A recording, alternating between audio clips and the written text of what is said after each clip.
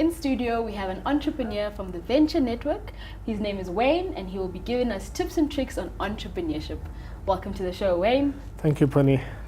Wayne, with the Ventre Network, we are always taught that entrepreneurs need to find a need and then fill it. So with the Ventre Network, what need did you find and how did you fill it? Well, what we found, especially being in Johannesburg, that there were a lot of people interested in, the startup ecosystem. The ecosystem is really just an environment that allows for people to start up businesses. But there weren't, no one really knew where to access this ecosystem. Where in Cape Town, there's something called Silicon Cape, and it's very well established and people know about it. But in Johannesburg, we found that it was very hard to find other people interested in startups with their ideas or investing in startups. So what we thought with a friend of mine, Abu Qasim, we decided to co-found Ventre Network. And the reason we thought it would work was because we needed it. And a good way to look at things is if you need it, maybe somebody else will need it. Sure. And how does one, when they have an idea, such as you having that idea, how do you cater it for South African markets specifically? Yeah, well, look, obviously Ventre Network is South Africa focused, but we've started off in Johannesburg. Generally, the best way to start any idea is to focus on a real need. So find people that actually need a problem to be solved. Maybe it's your neighbor, or maybe it's your parents even. Find a problem that you believe you can solve, and then see if you can do it for many people. And that's really a good way to start. One thing to be aware of is a lot of people have really big ideas, but when the idea becomes a reality, nobody really needs that solution, and therefore you've spent all this time working on let's say your business, but you can't find customers. Sure. And how do you prevent that through market research? How do you execute good market research? Well, like I say, from our side, what we like to do is we like to find a problem already, an established problem, and then we look at ways to solve an established problem.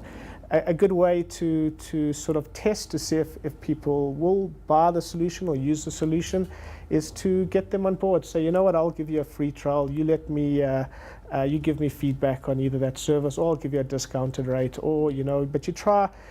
One of the best ways to start a business is to try find customers. Don't start the business with all the ideas, before you have a customer. Rather speak to customers, get feedback, and then grow your business that way. And do you find that South African markets and international markets interact a lot, and if so, how? Well, look, it depends. That will depend on different industries and different problems. That maybe in South Africa, crime is a significant issue, right? And you might find that a country like Mexico, similar solutions might work well, in South Africa and Mexico, where in Canada, it might be less relevant to them because they have very low crime rates. But the idea, what South Africans should be looking at is there's already countries that have really established startup ecosystems, and all they did, like for instance, there's a place in America called Silicon Valley, which is known number one for being the best for startup and innovation. Then there's also Tel Aviv in Israel, which is known to be really good, once again, for startup and innovation. More recently, the United Kingdom has added legislation to their environment to make it easier to invest in startups and to stimulate innovation. And I think if we want to, let's say, match international markets, or if we want to work closer with them, I think we need to look at the legislation in South Africa. We've already started that. There are a few laws, something called a Section 12J. Well, you could get Section 12J funds where you get money back, tax money back for your investment.